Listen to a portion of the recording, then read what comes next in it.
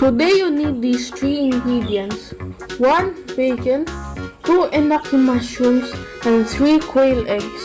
All you need to do before pan frying is to wrap enoki and quail eggs with bacon strips. These items are often served as a side dish in Japanese restaurant or in yakitori restaurant where they are served them on skewers. Just in case if you're not familiar with enoki mushrooms, it has a mild delicate flavor that is complemented by a slight crunch. Bacon wrapped enoki and Uzura bacon are super delicious and a lot of fun to make at home. It'll be a crowd pleaser at your next party. Be sure to grab one before it's gone.